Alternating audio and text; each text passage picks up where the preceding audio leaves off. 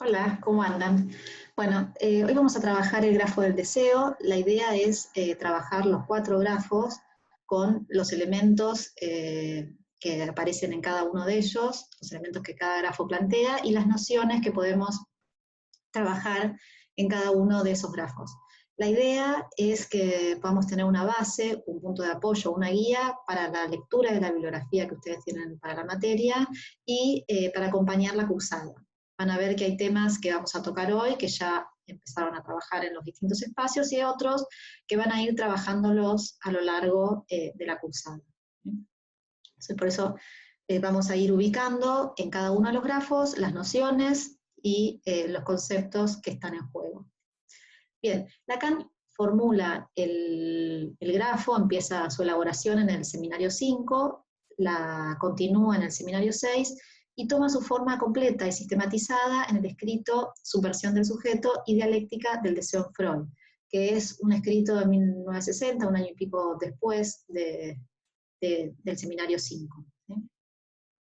Bien, el grafo tiene una fundamentación matemática y topológica que no vamos a tener tiempo de desarrollar acá, pero sí me interesa ubicar que en el grafo hay vectores, puntos de cruces, vértices, bucles, que vamos a ir recorriendo para poder dar cuenta del deseo, como dice Lacan, del deseo humano. ¿Sí? Bien, vamos a ir grafo por grafo, yo voy a ir compartiéndole algunas placas y el pizarrón para poder ir construyéndolo. Bien, voy a comenzar compartiendo pantalla. Bien, acá Lacan dice que el grafo del deseo nos servirá para presentar dónde se sitúa el deseo en relación con un sujeto definido a través de su articulación por el significante, ¿sí? No es un sujeto cualquiera, sino que es un sujeto definido a través de su articulación por el significante, y vamos a tratar de ubicar cómo se juega en ese sujeto atravesado por el significante el deseo. Bien. Tomemos el grafo 1 o la célula elemental, como se la llama. Este grafo da cuenta de la implicación del sujeto en el significante y de la desviación de las necesidades por el hombre, por el hecho de que habla. Voy ahora a compartirles el pizarrón para que podamos ir construyendo esta célula elemental o grafo 1. Bien, hago un minuto de la pantalla para que ustedes puedan apreciarlo mejor. Bien, Lacan sostiene que se parte de este delta, de este triángulo si ustedes quieren, y de este triángulo va a salir un vector, que va a ser el vector de la intención, ¿sí? El vector de la tendencia.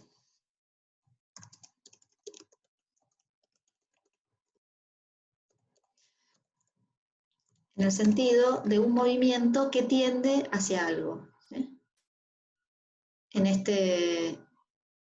Dijimos que en este punto de partida, entonces, vamos a ubicar al sujeto mítico de la necesidad. ¿Sí? Mítico porque efectivamente no hay sujeto de la necesidad, en el ser humano la pulsión, el instinto está perdido, ¿sí?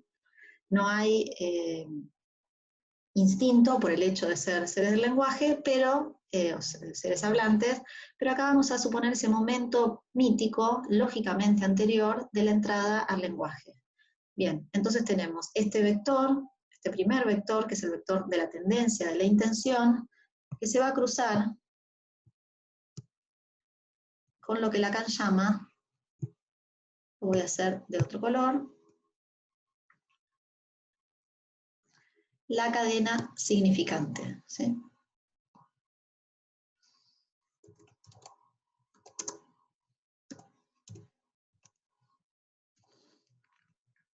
Entonces, cadena significante que Lacan escribe con la notación S', ¿sí? Vamos a poner acá S', ¿sí? también lo encontrarán en algún momento como S1, S2, ¿sí? Es lo mínimo de la cadena significante, al menos 2 significantes.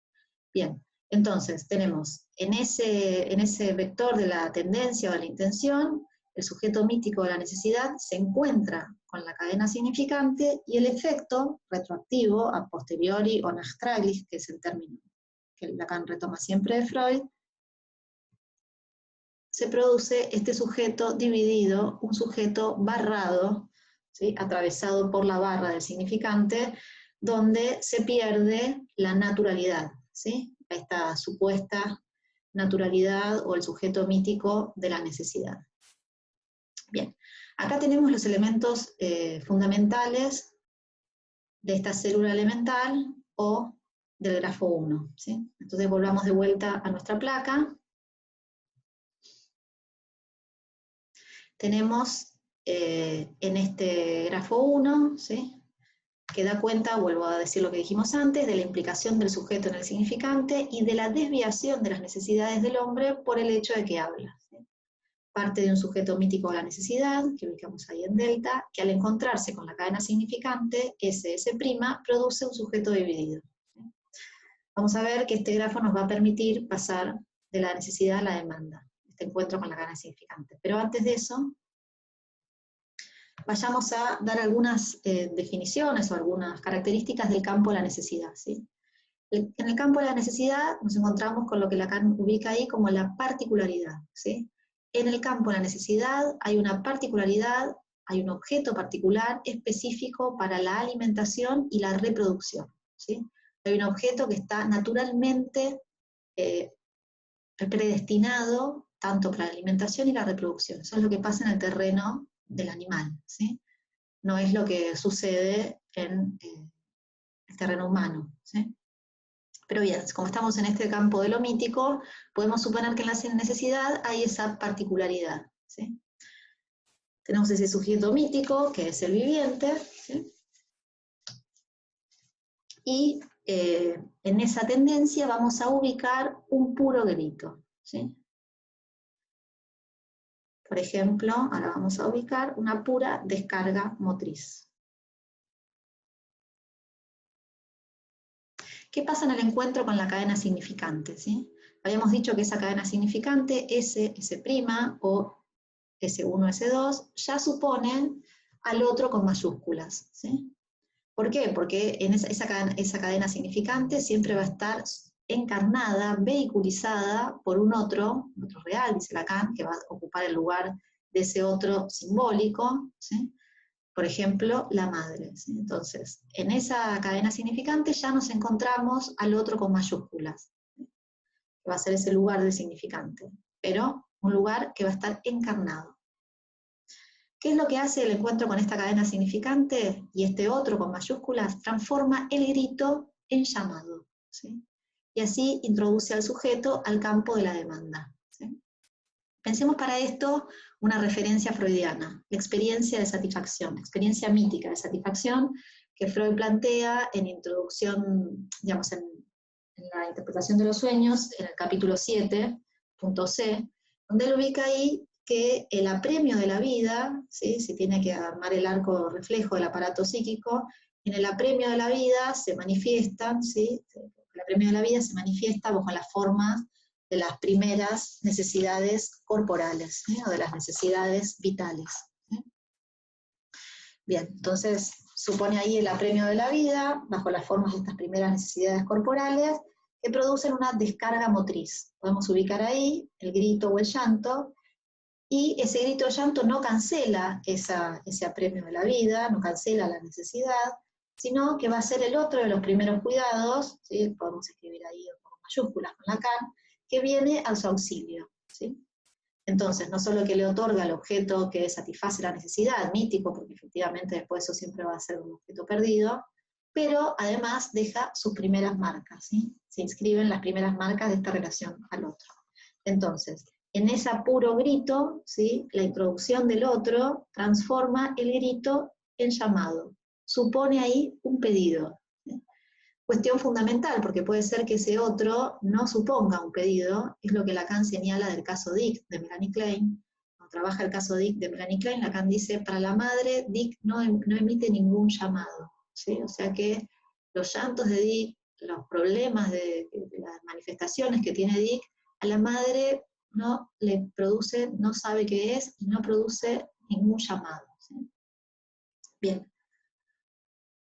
Lo interesante acá, vamos a ver, es que es un campo que introduce el otro, o sea que la demanda es introducida por el otro. El niño pidió antes, ¿cómo saber si ese llanto era ese grito, era por frío, por hambre, por sed? ¿Sí? Es el otro el que produce una interpretación, ¿sí? Lo convierte, lo transforma en un llamado y lo introduce al campo de la demanda, ¿sí?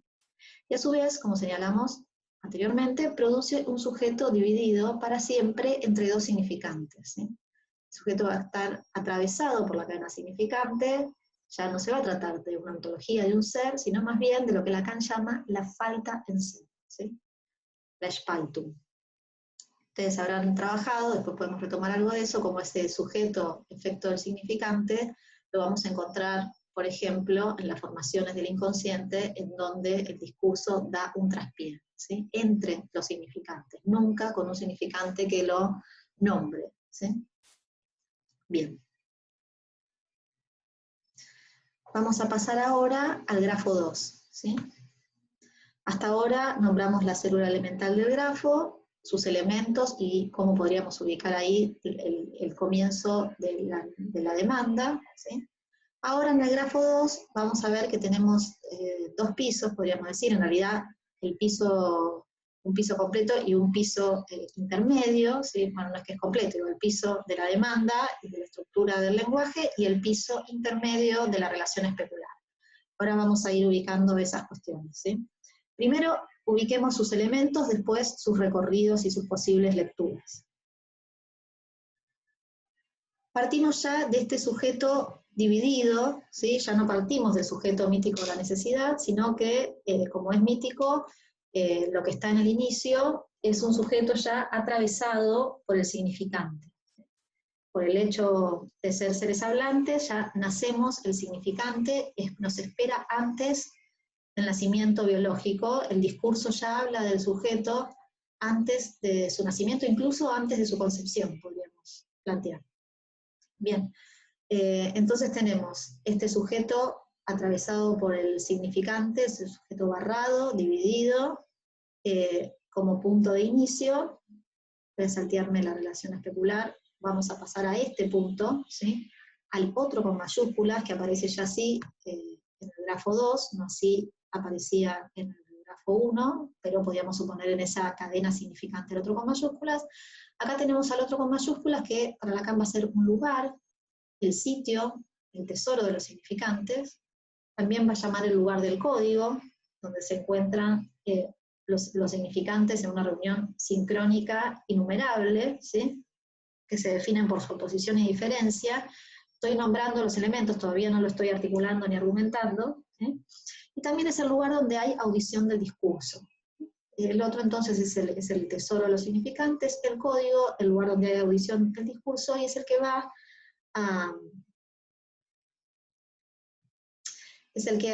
a producir, ¿sí? El mensaje. Bien.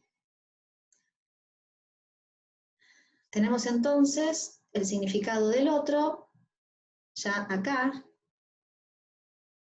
en este lugar. Bien. Vamos a ver que ahí se produce el mensaje en un efecto retroactivo, y luego tenemos esta notación, que es este punto de anclaje del grafo, que es el ideal del yo, ¿sí? Como esa primera marca, esa signatura, esa primera signatura de la relación con el otro, ¿sí? Vamos a ir ubicando esto, no es el ideal del yo como heredero del complejo de Edipo, sino como esa primera marca de la relación al otro del lenguaje, ¿sí? O la identificación primaria podremos ubicar ahí también. Y luego tenemos este piso intermedio, que después lo vamos a desarrollar, que es el piso de la relación especular, ¿sí? Donde tenemos al yo ideal, idea, que es la imagen del otro con minúsculas, ahora después lo desarrollo, y el moi, que sería el yo, ¿sí? Bien, acá tenemos los elementos del grafo 2. Bien, despleguemos entonces ahora los elementos que están en juego y las lecturas que podemos hacer de este grafo 2. Habíamos ubicado que, habíamos ubicado que una vez que una vez que se produce el encuentro con la cadena significante, estamos en el terreno de la demanda, ¿sí? Donde la demanda es introducida por el otro. ¿Qué es lo que pasa cuando nos encontramos ya de lleno en el campo de la demanda? ¿Sí? Por un lado, Lacan dice que se pierde la particularidad propia de la necesidad, ¿sí? Se pierde la particularidad del objeto. El objeto ya no va a valer en su valor, bueno, en su dimensión real, digamos, por ejemplo, alimenticia, ¿sí? Sino que pasa a ser un objeto simbólico, lo que Lacan llama el don de amor, ¿sí? Pensemos en esa relación del niño con la madre, en esos primeros momentos de la relación del niño con la madre. Lacan señala que el niño empieza, en esa relación con la madre, empieza la simbolización, por ejemplo, el Forda freudiano, ¿sí? Y entonces no solo se relaciona porque la madre es quien le aporta el objeto alimenticio, sino que es una madre que va y viene, ¿sí?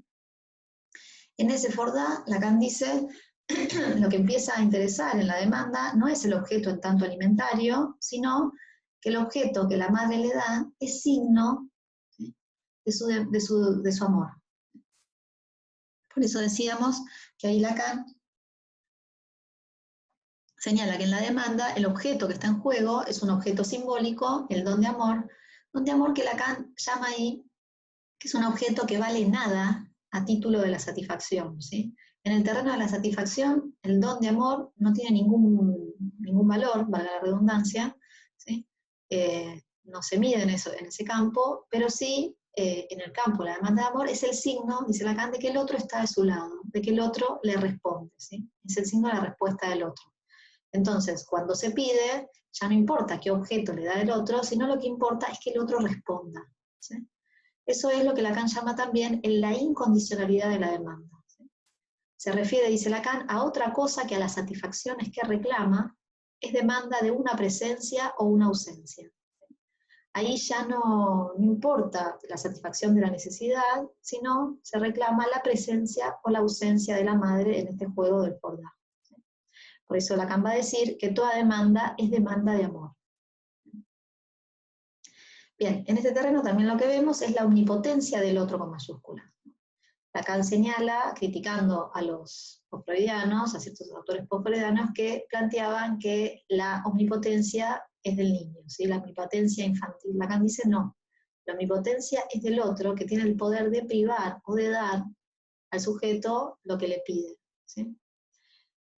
Entonces, retomo, en el campo de la demanda, este don de amor, esta respuesta del otro va a ser lo fundamental, ¿sí? Y así vemos entonces cómo queda totalmente trastocada la necesidad, alienada, dice Lacan, la necesidad en el campo del otro, el sujeto queda alienado en el campo del otro, al otro, ¿sí? Y podría ser, así como vimos que en el grafo anterior, podría ser que el otro no transforme el grito en llamado, acá también podría ser que el otro confunda, dice Lacan, el cuidado con el don de amor, o el don de amor con el cuidado, ¿sí? Toma ahí el ejemplo de la anorexia mental, donde dice la madre, en vez de dar ese don de amor, que es una nada, ¿sí?, atiborra, dice, tapa esa demanda con la papilla asfixiante, o sea, con objetos de la realidad, objetos que están en el mercado, en vez de ubicar que lo que se demanda ahí es amor, ¿sí?, o la presencia. Entonces Lacan dice, la anorexia mental tiene que hacer la maniobra, ¿sí?, de comer nada para poder tener un deseo. Bien, no me voy a poner a desarrollar eso, pero quería señalar esto, ¿no? Que podía ser que el otro confunda, aún en el campo de la demanda, estos dos terrenos. Bien. Entonces, tenemos que en este campo de la demanda, ¿sí?, estas características que tuvimos, pero también en el grafo 2 nos vamos a encontrar con el otro con mayúsculas, no solo a nivel de la demanda, sino este otro que está en el terreno del lenguaje, ¿sí? Es el otro del lenguaje y el otro de la palabra. Voy ahora entonces a compartir, pizarrón, así podemos construir este grafo 2. Bien. Habíamos dicho que partíamos de este sujeto dividido, voy a cambiar de color, y que ahí el sujeto se encuentra con el campo del otro con mayúsculas, ¿sí? ¿Qué podemos decir de este otro con mayúsculas? Habíamos dicho que era un lugar, ¿sí? Un lugar que Lacan señala como el tesoro de los significantes. El término tesoro es algo que ya está en Ferdinand de Saussure. Saussure plantea que la lengua es un tesoro donde ya nadie sabe su dueño, ¿sí? También va a ser el lugar del código, que Lacan en algún lado critica porque el código puede hacer creer, ¿sí?, que hay una relación unívoca entre la cosa y el signo, ¿sí? Por eso, por momentos, prefiere usar el término tesoro en lugar del código, ¿no? Porque, por eso les decía, el código puede hacer pensar que hay una correspondencia unívoca de un signo con algo, ¿sí? Pero vamos a respetar el lugar del tesoro, podemos seguir llamándolo con esta salvedad, el lugar del tesoro, el lugar del código, pero no en el sentido que en el código hay una correspondencia unívoca entre el signo y algo, sino, como lo llama ahí Lacan, en su versión del sujeto, reunión sincrónica innumerable de los significantes, ¿sí? Bueno, sincrónica porque ahí los significantes se encuentran reunidos sin tiempo, sin diacronía, ¿sí? Y se definen por oposición y diferencia, ¿sí? Un significante es lo que los demás no son. Esa es la definición del significante. Entonces, en el lugar del otro con mayúsculas, en ese lugar del código, los significantes se encuentran no articulados, sino que están definidos por su oposición y diferencia, ¿sí? Innumerable, porque vamos a encontrar que no todos los significantes, ¿sí?, el código no posee todos los significantes. El lugar del otro no posee todos los significantes. Falta el significante, por ejemplo, que nombra el sujeto, falta el significante sobre la muerte y la sexualidad femenina, como dice Freud. Pero además, cuando ustedes trabajen el chiste y su relación con el inconsciente y la lógica del significante, van a ver ahí cómo Lacan señala cómo ese otro, ese lugar del código, puede incorporar un significante nuevo si lo acepta, por ejemplo, el famillonario, ¿sí? Pero entonces, el otro con mayúsculas, ese es el lugar del código, reunión sincrónica y numerable. Bien. Ahora bien, en este lugar, Lacan va a también decir que es el lugar donde hay audición del discurso. Vamos a ver que es una audición particular, digamos que no se trata del órgano solamente de la audición, sino que es una audición que supone una lectura, ¿sí? Cambiarlo de color así se ve mejor. Entonces, supone una lectura, lo que Lacan llama también el poder discrecional del oyente. Bien, este poder discrecional del oyente es que el que escucha, el que está en posición de escuchar y de leer lo que se dice, por eso digo, es un tipo de audición que lee, ¿sí?, sanciona, corta, vamos a decir así, corta lo que se dice en elementos discretos, ¿sí? Por ejemplo, si yo digo, voy a anotarlo acá,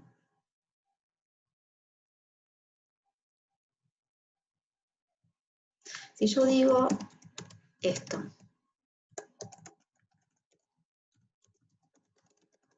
si yo digo no me dirías las consecuencias, ¿qué dije? Puedo haber dicho no me dirías consecuencias, o puedo haber dicho no me dirías, bueno, ni tampoco, ¿no? Ahí ya empieza malentendido. Bien. Perdón, o puedo haber dicho no me dirías las consecuencias. Bueno, ahí tenemos el terreno de la el malentendido fundamental, ¿no? O sea, con los mismos significantes puedo haber dicho dos cosas distintas. ¿Qué es lo que hace que haya dicho una cosa o la otra? La intención de lo que yo quise decir puede ser, pero podemos discutir toda la vida que yo te quise decir una cosa y en realidad aparecí diciendo otra, ¿no? Lo que Lacan señala ahí es que es el poder discrecional del oyente, es el que sanciona el mensaje, el que escucha el mensaje, que puntúa, sanciona lo que se dijo, ¿sí? Entonces ahí vamos a tener este efecto retroactivo, ¿sí? Donde Lacan ubica ahí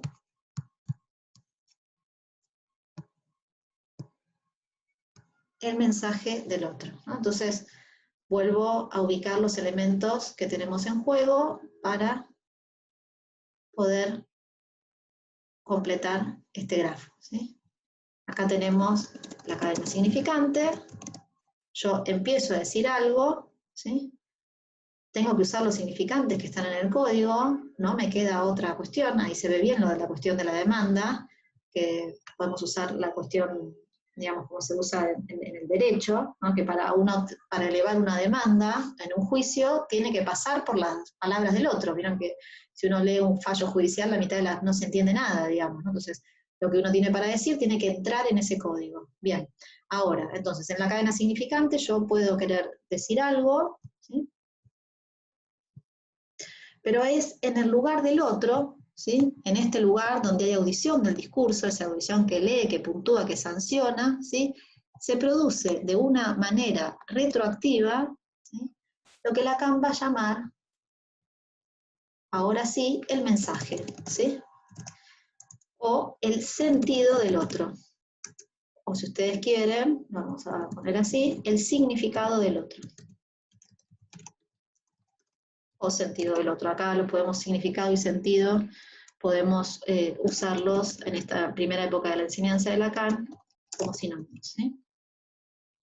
Bien, entonces, vamos a ver que este segundo momento Lacan señala que se produce de una forma retroactiva, ¿sí? Ese efecto nachtralis del significante, ¿sí?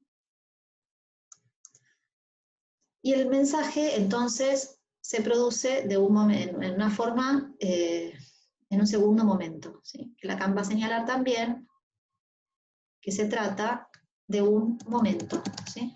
Si el lugar del otro con mayúsculas, perdón, si el otro con mayúsculas es un lugar, el mensaje es más bien un momento, una escansión, ¿sí?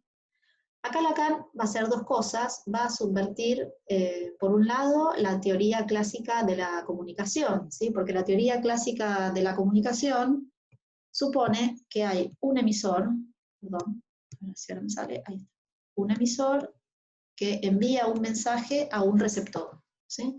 Tienen un código compartido, el emisor usa el código, manda su mensaje, el receptor recibe y a lo sumo tiene que decodificar el mensaje, ¿sí? Pueden tener el problema de los ruidos en el medio, pero la teoría clásica de la comunicación es eso, un emisor que emite su mensaje al receptor, ¿sí? Lacan va a decir, no, el emisor recibe su propio mensaje en forma invertida, ¿sí? Que es lo que vimos hasta acá en este grafo, ¿sí? Yo no sé lo que dije hasta que hay audición del discurso. No hace falta que haya un otro, ¿no? Lacan dice, uno puede contarse chistes a sí mismo y pescar la lógica del significante, pescar ahí el sentido sin que haya un otro que lo sancione, ¿no? Una vez que el aparato del significante y la demanda está en marcha, uno puede contarse chistes a sí mismo y, o ver el juego del significante. Lacan dice, el significante juega antes, ¿sí? Y uno puede pescar lo que se dijo, ¿sí? Entonces, yo puedo haber querido decir una cosa, pero hasta que no está terminado, ¿sí? Hasta que no se termina, hasta que no se pone el punto, no puedo saber qué dije, ¿sí? Eso también podemos encontrarlo en la frase, ¿no? Lacan usa el ejemplo de la frase para poder dar cuenta de cómo el mensaje se produce retroactivamente en un segundo momento, ¿sí? No es lo mismo decir te quiero que te quiero matar, que te quiero matar a besos. Yo me veo poco clarito, ¿sí? O sea que ahí tenemos dos cuestiones. Que cada significante que yo agrego, ¿sí? Cada significante que agrego produce un sentido diferente. Y acá tenemos que, efectivamente, el significante se define por oposición y diferencia, pero que además está articulado en una cadena. Cada significante nuevo que agrego produce un significado. Entonces no es que el significante está abrochado a un significado, como podríamos pensar en el signo de Saussure, sino que es la articulación significante lo que produce el significado, ¿sí? Pero además, hasta que no pongo el punto, no puedo saber el sentido completo de la frase. Bien, entonces en este grafo tenemos la lógica de la demanda y cómo esa demanda está inmersa en esta estructura del lenguaje y la palabra, ¿sí? Bien. ¿Qué más nos dice este grafo? ¿Sí? Uy, hice lío, borré. Ahí está.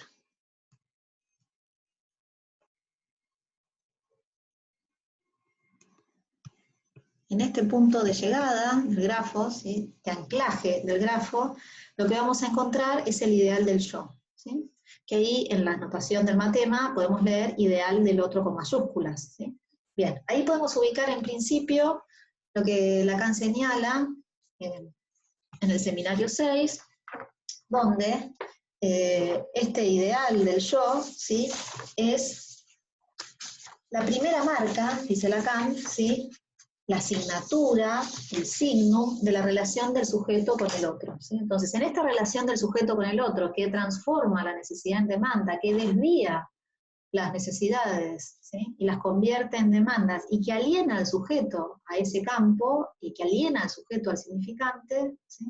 De eso queda una marca que es este ideal del yo. Podemos ubicar ahí, habíamos dicho, a la identificación primaria, ¿sí? A la identificación a esos significantes, esas primeras marcas, ¿sí? Que han producido esa desviación de la necesidad a la demanda, ¿sí? En su versión del sujeto, Lacan dice, lo dicho primero decreta, legisla, aforiza, es oráculo, ¿sí? O sea, esa primera marca funciona ahí a modo de decreto, de legislación, ¿sí? Esa primera marca que va a ser el sostén del sujeto, ¿sí? Y que Lacan dice algo así como rescata de algo de este sujeto que está, habíamos dicho, en fading, ¿sí? En desaparición, siempre entre los significantes hay algo de esa identificación primaria que deja una marca, un anclaje, ¿sí? Que rescata algo del sujeto en fading, pero obviamente nunca lo significa, ¿sí? Serás un gran hombre o un gran criminal, no significa que es el hombre de las ratas, ¿sí? O quién es. Bien, no me voy a detener acá mucho, cuando ustedes trabajen en el seminario 8, el capítulo sobre el rasgunario, ahí van a ver que Lacan dice de ese primer trazo que se inscribe del otro y que se introyecta, ¿sí? Es una primera marca, por eso también podríamos haber dicho ahí ese palote, ¿sí? Ese palote, primer palote del otro con mayúsculas, ¿sí? Bien, pero también en este grafo tenemos el piso especular, ¿sí? El piso de la relación imaginaria. Lo vamos a escribir acá, ¿sí? Vamos a ver que también tiene su vector, ¿sí? Que va de, acá vamos a ubicar este I de A, ¿sí? Y acá vamos a escribir el MOA. Bien. En este campo podemos decir, ¿sí? En esta relación tenemos acá lo que ustedes estarán trabajando como el estadio del espejo, ¿sí? El sujeto en su incoordinación motriz, efecto de la entrada en el lenguaje, pero además su fragmentación corporal, efecto de la entrada del lenguaje, pero además el hecho de nacer prematuro, ¿sí? De no estar terminada la mielinización, hace que el sujeto no pueda sentirse coordinado, pero además ver su imagen completa en el espejo. Ahí aparece la imagen del otro con minúsculas, ¿sí? Ahí en esa imagen del otro con minúsculas podremos ubicar al yo ideal, ¿sí? la imagen de A minúscula, que es la imagen del semejante, ¿sí? O la imagen, no solo puede ser del semejante, o la propia reflexión en el espejo, ¿sí? Esa imagen va a constituir lo que Lacan llama luego el yo, ¿sí? El moi. Ese yo como constitución imaginaria, en esa relación, ¿sí? En esa captura imaginaria en la que queda el niño frente al espejo, ¿sí? Que permite esa constitución, esa unidad, ¿sí? Que el cuerpo se conciba como una unidad, ahí no voy a detenerme mucho en el estadio del espejo, pero Lacan también señala que en esa captura imaginaria, en ese júbilo que el niño encuentra en la imagen especular o en la imagen del otro con minúsculas, va a ser necesario, ¿sí? En un momento que un niño produce esa acción, que es dar vuelta a la cabeza para ver al adulto que lo sostiene. Lacan dice, esperando algo de ese otro, y lo que le llega de ese otro, en el mejor de los casos, es un asentimiento, ¿sí? El asentimiento del otro. Y ahí tenemos este otro recorrido, ¿no? Donde no solo tenemos la identificación imaginaria que se produce a nivel del espejo con el semejante, sino esa marca, esa identificación a la marca que viene del otro, que va a ser el ideal del yo, ¿sí? Ese ideal del yo que sostiene, que guía esa identificación imaginaria, ¿sí? Y que permite que esa identificación imaginaria se consolide, ¿sí? Entonces tenemos estos dos niveles del ideal del yo, esa primera marca que viene del otro, esa identificación primaria, pero también la identificación simbólica del estadio del espejo. Como ven, en el grafo se puede ir haciendo distintos recorridos y depende del recorrido que hagamos, vamos a ir haciendo distintas lecturas de los elementos que están en juego en la estructura, ¿sí? Creo que ya lo dije, pero ven ahí el ideal del yo, que es esa marca que viene del otro, ese ideal del otro, no es el ideal del yo en el sentido del heredero del complejo de Édipo, ¿sí? Bien. Hasta acá tenemos el grafo 2, ¿sí?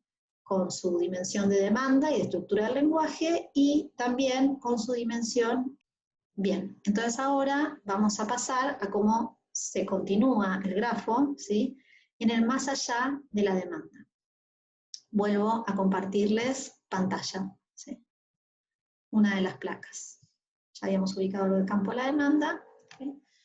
Y Lacan dice, lo que se ha de introducir, y está presente desde el comienzo, latente desde el origen, es que más allá de lo que el sujeto demanda, y más allá de lo que el otro demanda al sujeto, se encuentra por fuerza la presencia y la dimensión de lo que el otro desea, ¿sí? Entonces vamos a separar por partes, ¿sí? Primero, que Lacan ubica que una vez que se está en el campo de la demanda, vamos a decir así, ya no se sabe quién pide, ¿sí? Está lo que el sujeto le demanda al otro y lo que el otro le demanda al sujeto, ¿sí? Bien, ahora, en esa relación de demanda al otro, ¿sí? O con esa relación con el otro de la demanda, va a ser necesario, Lacan dice, que se introduzca algo que ya está presente desde el comienzo, ¿sí? No es que antes no estaba, no es que aparece de la nada, sino que ya estaba, pero que estaba latente, ¿sí? Que es la dimensión de que el otro desea, ¿sí? O sea, de que el otro no solamente es un ser de palabra y de lenguaje, que está ahí para leer la demanda y sancionar el mensaje, el significado, sino que además es un otro que desea, que tiene una falta. Y Lacan señala que eso se encuentra por fuerza, ¿sí? Se quiera o no se quiera, ¿sí? Vamos a ver que siempre tiene algo ahí de nivel traumático. Ahora, ¿cómo se encuentra con que el otro desea? Efectivamente con eso, con el deseo del otro. Lacan dice, el deseo del sujeto se localiza y se encuentra primero en la existencia del deseo del otro. O sea, tiene que haber primero deseo en el otro, tiene que haber falta en el otro, para que el sujeto pueda desear, para que el deseo del sujeto surja, ¿sí? Voy a aclarar, no sé si ya lo hice, que el deseo del otro y falta en el otro, a esta altura de la enseñanza de Lacan, los podemos tomar como sinónimos, ¿sí? Bien, entonces, en esa relación de demanda hay un momento que se abre un campo del más allá de la demanda, que va a ser el campo del deseo. Bien, y ahí vamos a ir a parar al grafo 3. Bien, en el grafo 3 tenemos dos elementos que se agregan, porque van a ver que está ahí acá tenemos el grafo 2 en su completud, y se van a agregar dos elementos, que es el deseo y el matema del fantasma, ¿sí? Que es el sujeto en relación a un objeto. Bien, ubicados estos elementos, vamos a empezar a tratar de leer algo de este grafo 3. En este grafo 3 vamos a encontrar la apertura, ¿sí? Es un piso sobreimpuesto, dice Lacan. Vamos a encontrar la apertura a la posibilidad del deseo. Bien.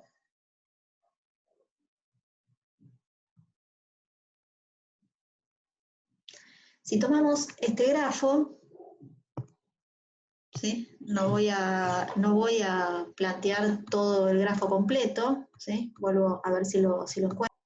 Bien, vuelvo al pizarrón, ¿sí?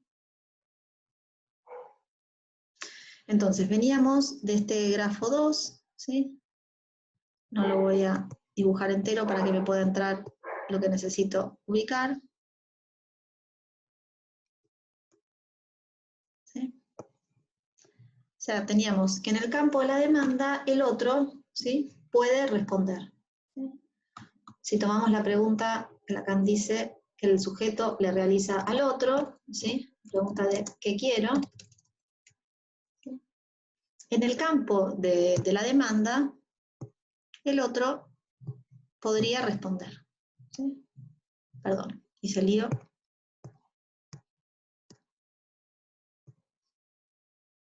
Ahí va.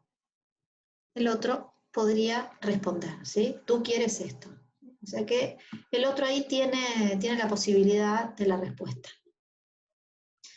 Bien.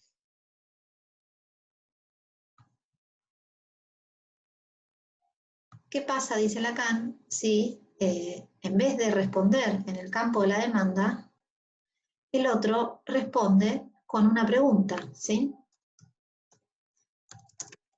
¿Qué quieres? Por eso vamos a ver que este grafo es una pregunta, ¿sí? Es un signo un punto de interrogación, dice Lacan, ¿sí? Que podríamos escribirla, ahora sí,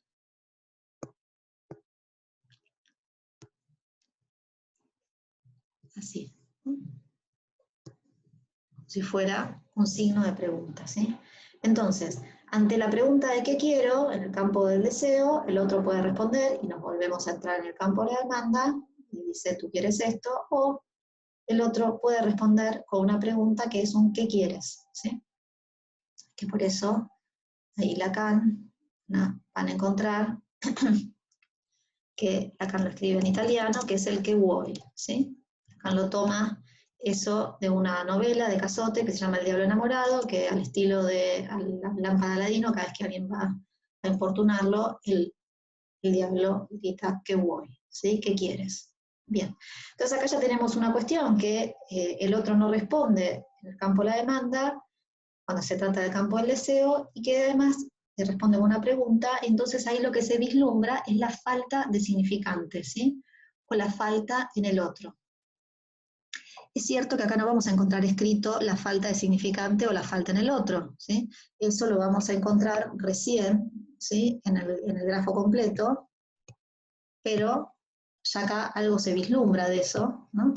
Cuando el otro no responde, ¿sí? Le falta el significante para responder, aparece la dimensión de la falta de significante, de la falta en el otro o del deseo del otro, que habíamos dicho que lo íbamos a ubicar ahí como sinónimos. ¿Sí? Entonces, vamos a ubicar acá significante de la falta en el otro.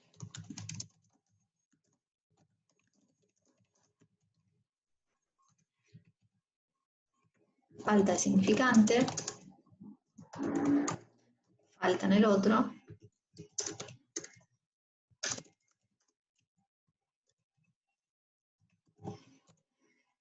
O deseo del otro.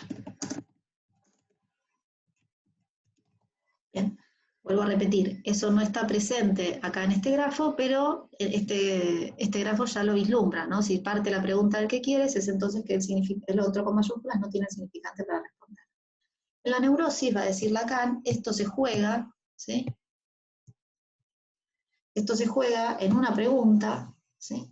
Retorna también para el sujeto este que quiere como un ¿qué me quiere? ¿Qué quiere decir? ¿Qué soy en el campo del deseo del otro? ¿Qué soy en el otro? Entonces, en esta pregunta del qué quieres, que en la neurosis se convierte en un ¿qué me quieres?, ¿sí?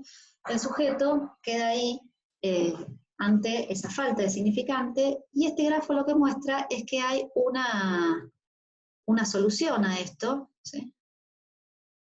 Una solución, una respuesta anticipada, que Lacan llama fantasma, ¿sí? Bien, ese es el tema del fantasma, perdón por la escritura.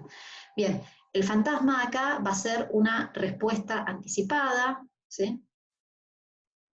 Una respuesta anticipada a ¿qué? A lo que no se quiere saber, ¿sí? A que hay falta en el otro, que el otro no cuenta con los significantes, ¿sí?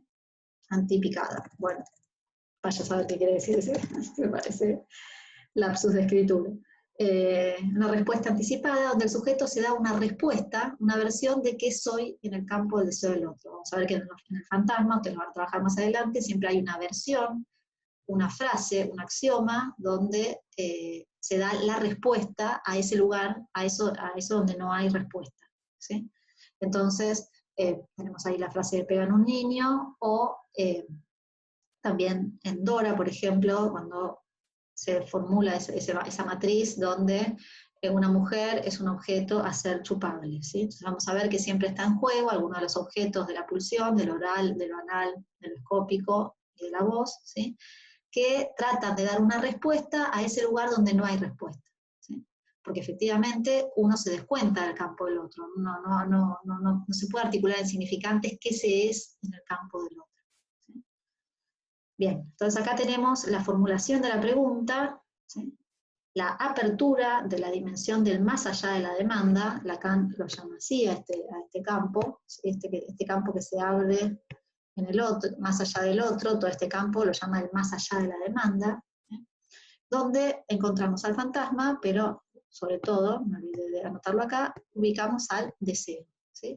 El deseo surge en ese más allá de la demanda, en ese punto donde el otro le falta el significante para responder, y vamos a ver ahí que el fantasma después va a servir de sostén, ¿sí? A ese deseo que en sí no puede articularse en los significantes. Bien, volvamos entonces ahora a la placa que teníamos del grafo 3, espero que me vayan siguiendo hasta ahora. Lo bueno del video es que pueden ir pausando y volver. Bien, en este grafo 3 teníamos que es un punto de interrogación, o sea que como es pregunta no puede articularse verdaderamente el deseo, ¿sí? Es interesante lo de la pregunta porque en Freud hay varios lugares, varios textos, donde Freud sostiene que la investigación sexual infantil, que el preguntar lleva al encuentro con la castración, ¿sí? O sea que efectivamente la pregunta ya está, hay algo en juego de la castración, ¿sí? De encontrarse con la falta en el otro, ¿sí? Bien, no tengo mucho tiempo para desarrollar eso, pero después en algún momento, si puedo, lo retomaré. Del otro, dice Lacan, puede llegar un mensaje, que es lo que habíamos ubicado como significado del otro, o puede llegar una pregunta. El qué quieres, que se va a formular en la neurosis como un qué me quiere, ¿sí? Que Lacan dice que además eso hay que hacerlo acompañado por el saber hacer de un psicoanalista. Bien, el deseo, lo que vemos en este grafo también es que el deseo es el deseo del otro, ¿sí? O sea que para que haya deseo tiene que haber falta en el otro, deseo en el otro, ¿sí? Que es desde el lugar del otro que se desea, ¿sí? O sea que efectivamente nadie desea desde el yo, sino que es desde el lugar del otro, que además no se sabe, es el lugar del no saber, de lo inconsciente, ¿sí? Decíamos que en este grafo se vislumbra la falta en el otro y la respuesta anticipada en el fantasma. Bien, detengámonos unos minutos en estas características del grafo, ¿sí? Perdón, del deseo, no del grafo. Por un lado, en el deseo se reintroduce, dice Lacan, la particularidad abolida por la demanda. Habíamos dicho que en la entrada al campo de la demanda, en ese punto donde la necesidad entra al campo de la demanda, la necesidad anula, ¿sí? la particularidad de la necesidad. ¿Sí? Bien, ahora Lacan dice, en esa tendencia original, si volvemos al grafo de la célula mental, ¿no? Esa tendencia original, esa particularidad del sujeto, en algún momento es necesario que sea reintroducida más allá de la demanda para que no seamos máquinas parlantes, ¿sí? Que respondemos a la demanda del otro. Bien, quiero hacer una aclaración acá, o un agregado. En el seminario 5, cuando Lacan construye el grafo, sostiene eso, que en el campo de la demanda es difícil distinguir al sujeto del otro, dice, ¿no? Porque, como habíamos dicho, en el momento que el sujeto demanda, ya no se sabe quién demanda, porque la demanda la introdujo el otro, ¿sí? Ahí Lacan, por ejemplo, dice algo así como la introducción de una dimensión nueva que hace que el sujeto sea algo distinto que un sujeto dependiente, ¿sí? Que es ser un ser esencial, cuyo ser esencial, perdón, lo constituye la relación de dependencia, ¿sí? Entonces dice, donde en ese punto, ¿sí? Ya no se sabe quién pide, ¿sí? En la relación del niño con la madre, Lacan dice, por ejemplo, el niño puede darse cuenta que él tiene el poder ahora de rehusarle lo que la madre le pide, ¿sí? Entonces estamos en ese circuito informal de la demanda. Entonces dice, en el campo de la demanda, en relación a este otro con mayúsculas, es difícil distinguir al sujeto del otro. También si tomamos el grafo 2, en el nivel especular, también es difícil distinguir al sujeto del otro, ¿no? O al yo del otro, podríamos decir, porque la imagen del yo es la imagen del otro, minúscula, como dice Lacan. Entonces, es necesario que para que se produzca una distinción entre el sujeto y el otro, la dimensión de la introducción, perdón, de esta nueva dimensión, que es la dimensión del deseo del otro, donde algo de la particularidad abolida por la demanda se reintroduce, ¿sí? Lacan ahí, en su versión del sujeto, dice que no, o en significación del falo, dice que no es simple negación de la negación, ¿sí? Que lo que se reintroduce tiene un plus, ¿sí? Pero que se va a reintroducir ya no como particularidad, sino como condición absoluta, ¿sí? Entonces, recuerdan que en el terreno de la demanda teníamos la incondicionalidad, se pedía que el otro responda, ya no importaba el objeto que le dé. Ahora Lacan dice, no se trata de incondicionalidad, sino que en el deseo se trata de la condición absoluta, ¿sí? Por un lado tenemos que el deseo impone sus condiciones. Piensen en la condición erótica freudiana. No cualquier objeto, no cualquier rasgo del objeto despierta el deseo, ¿sí? Entonces hay ahí una condición que impone el deseo. No son, el objeto causa de deseo no es un objeto sustituible, ¿sí? Como en el campo de la demanda, que habíamos dicho que no importaba cuál era el objeto, sino que importaba que el otro responda. Bueno, acá el objeto impone sus condiciones, pero también Lacan dice que es absoluta, ¿sí? Eso quiere decir que supone el deshacimiento del otro de la demanda, ¿sí? Les leo un parrafito de su versión del sujeto, donde Lacan dice, absoluto quiere decir deshacimiento, ¿sí? O sea, que en el campo del deseo hay deshacimiento del otro de la demanda. Y acá les leo la cita. Esta condición puede ser llamada absoluta precisamente por esto, porque anula la dimensión del otro de la demanda. Es una exigencia en que el otro de la demanda no tiene que responder sí o no. Este es el carácter fundamental del deseo humano. Bien, entonces estamos en un terreno donde hay un deshacimiento del otro de la demanda. El otro de la demanda puede decir sí o no, pero ya no es un terreno donde valga lo que el otro con mayúsculas tenga para decir, ¿sí? Y por eso ahí se reintroduce esa particularidad abolida en la demanda bajo esta forma de condición absoluta, donde hay un deshacimiento de este otro de la demanda. Como decíamos antes, se encuentra el sujeto más allá de la demanda con que el otro desea, ¿sí? Ya no es el otro del lenguaje, sino que es un otro atravesado por la barra también, atravesado por una falta, atravesado por un deseo. ¿Qué es lo que estará trabajando en Hamlet, ¿sí? En el punto donde ese otro no se presenta en falta, ni la madre ni el padre, Hamlet queda detenido en el recorrido de su deseo. Bien, entonces, retomando algunas características del deseo, dijimos que el deseo no es ni el apetito de la satisfacción, ¿no? O sea, no es el apetito de la satisfacción de la necesidad, ni la demanda de amor, sino la diferencia que resulta de la sustracción del primero a la segunda. Entonces, en el pasaje de la necesidad a la demanda, queda un resto, hay algo que no puede ser absorbido por la maquinaria del lenguaje, por la maquinaria de la demanda, ese resto es el deseo. Por eso van a ubicar también que el deseo está articulado en la cadena significante, porque va a circular entre los significantes, pero no es articulable, no hay ningún significante que designe el deseo. Nadie puede decir yo deseo. Cuando estoy en el terreno del yo deseo, estamos de vuelta en el campo de lo articulable, de la demanda. Bien, vamos a pasar ahora entonces, sí, al grafo completo, ¿sí? O al grafo 4. Tenemos por eso les había dicho antes que en el grafo 3 no aparece en el grafo completo, ¿sí? Y sí aparece este piso superior, lo que se llama el piso superior del grafo, el piso inconsciente, donde se van a agregar dos elementos, ¿sí? El significante de la falta en el otro y el matema de la pulsión.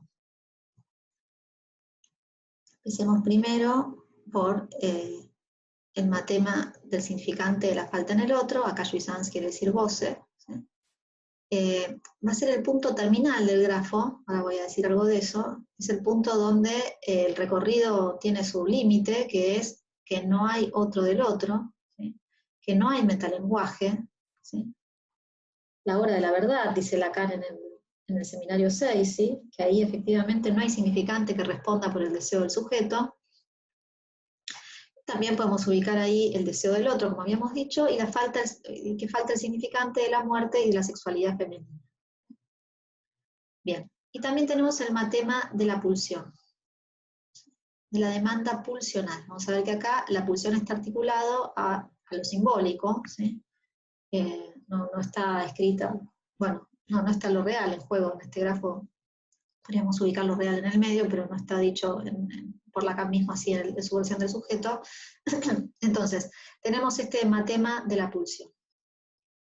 Entonces vayamos ahora de vuelta a compartir el pizarrón y así vamos terminando con los elementos que están en juego en el grafo completo. Bien.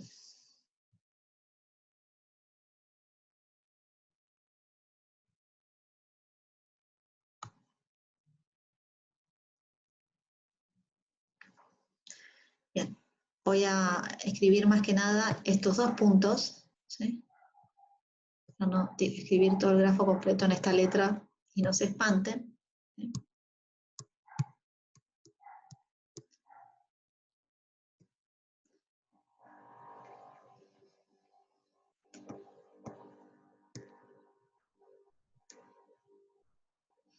Bien, me salió más finito.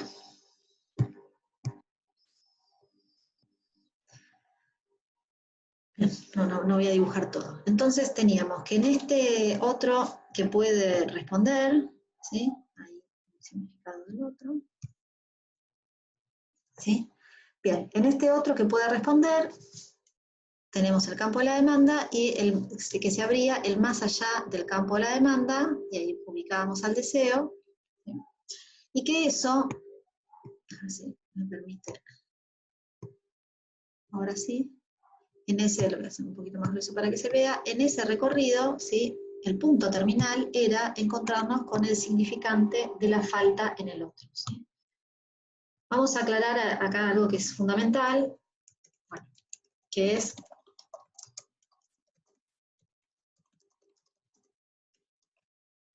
significante de la falta en el otro, que no es un puro agujero, sino que es esa falta, la falta estructural del lenguaje, ¿sí? Porque efectivamente el lenguaje no nombra todo lo que es la existencia, ¿sí?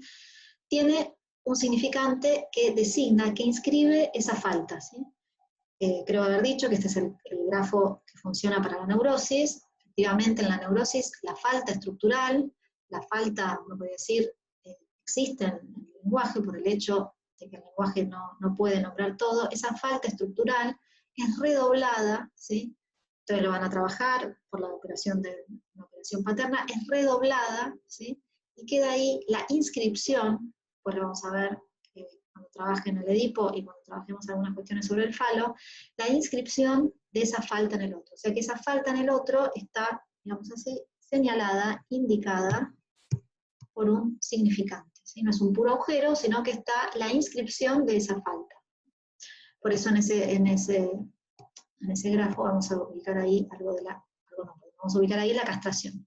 También Lacan señala que ese significante de la falta en el otro funciona como un velo, ¿sí? Por eso les decía, a esa falta estructural, velo del inconsciente, que es lo que aparece al comienzo de la obra de Hamlet. Cuando ustedes trabajen Hamlet lo van a ver, ¿sí? Ese punto donde Lacan señala se ha corrido el velo del inconsciente y Hamlet se encuentra de frente con aquello que no se puede saber, ¿sí? Pero además, lejos de encontrarse con vamos a decir así, con un otro en falta, ¿sí? Hamlet se encuentra, va a parar de vuelta al otro completo, ¿sí?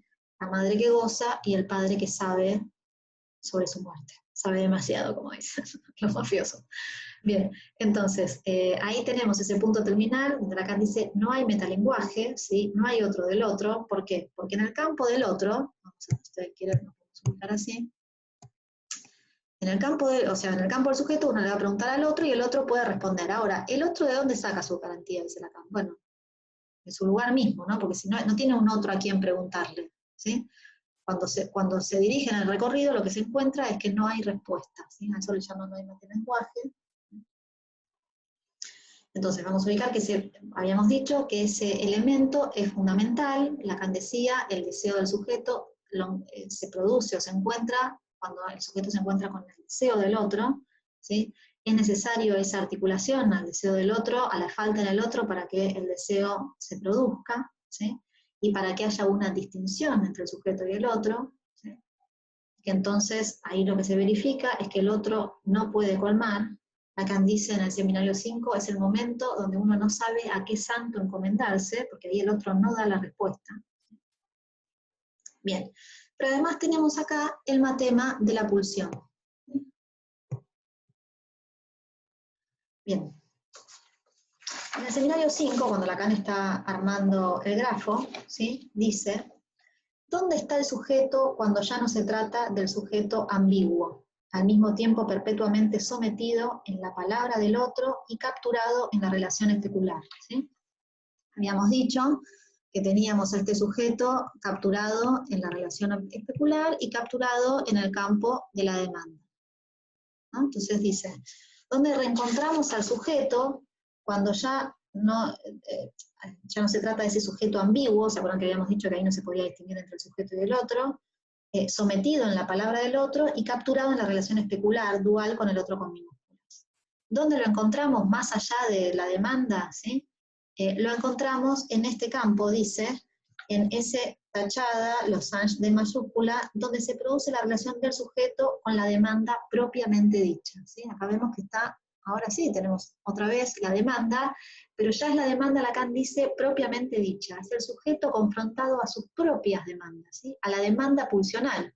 Demanda pulsional que uno podría decir la pulsión es despertada en el campo de la demanda, acá abajo, ¿sí?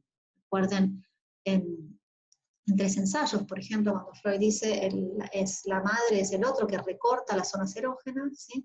Pero ya hay una demanda que son sus propias demandas, la demanda pulsional, la demanda propiamente dicha, dice ahí Lacan, ¿sí? No es esta demanda que estábamos acostumbrados a trabajar, sino esa demanda pulsional, si ustedes quieren, esa exigencia de trabajo que la pulsión le impone al sujeto, tal como señala Freud, ¿sí? Es cierto que después van a trabajar la pulsión en el seminario 11, donde Lacan ahí ya supone ese corte, ¿sí? Pero acá también tenemos algo del corte. Vamos a trabajar el objeto de la pulsión, el desmontaje que Lacan hace de los elementos de la pulsión, ¿sí? Algunos dicen que la pulsión en el grafo está solo a nivel simbólico, puede ser, pero es interesante como ahí Lacan habla de la demanda propiamente dicha en tanto demanda pulsional. No voy a tener tiempo de desarrollar esto ahora, lo veremos después, pero además porque Lacan dice el neurótico va a confundir, bueno, pues acá algo de la pulsión con los objetos del fantasma, ¿sí? No quiero meter cosas que quizás les compliquen la explicación, ¿sí? Pero vamos a ver que hay una superposición de los pisos, ¿no? Porque esa es otra cuestión que el grafo permite, cuando hay algunos pisos que se superponen, cuando hay cortocircuitos entre un recorrido y otro, cuando hay respuestas anticipadas, como había dicho al principio. El grafo supone recorridos con puntos de cruce y distintas lecturas de acuerdo a lo que uno vaya señalando o los elementos que vaya recortando, ¿no? Entonces, además dice, esto es lo que les decía, el neurótico, ya sea el histérico o el obsesivo, identifica la falta del otro con su demanda, ¿sí? Ahí tenemos los dos matemas, la falta del otro con su demanda, ¿sí? Bien, y que además la demanda del otro toma su lugar en el fantasma. Bueno, no me quiero detener en esas cuestiones, ¿sí? Pero sí dice, el catálogo de las pulsiones ha podido establecerse en el neurótico, ¿sí? Porque efectivamente vamos a ver que algo de la pulsión se introduce en el terreno del fantasma. Habíamos dicho también que este piso es el piso inconsciente, ¿sí? Donde el grafo se abre y es necesario para que la particularidad, como habíamos dicho hace un rato, del sujeto perdida por la entrada, abolida por la demanda del lenguaje, aparezca en este más allá con el resultado final, que es el encuentro con el significante de la falta en el otro. Después hay otra cuestión que no voy a tener mucho tiempo de desarrollar, no quiero que sea demasiado largo, que es que luego de este punto terminal, que es el grafo, la respuesta final, como dice Lacan, aparecen acá el fantasma, el campo del sentido del otro, que también Lacan ubica como el síntoma, el moi y el ideal del yo, como modos de respuesta en distintos niveles, ¿sí? Distintos niveles de la respuesta a esa falta de respuesta, ¿sí? En el nivel del fantasma, en el nivel del sentido o incluso del síntoma, en el nivel de la identificación especular o de la constitución del yo, y en el nivel del ideal del yo. ¿Sí? Son todas respuestas a ese punto central del grafo, que es que no hay respuesta. Bien. Bueno, espero haber podido ubicar los 4 grafos, los elementos que hay en juego en cada uno.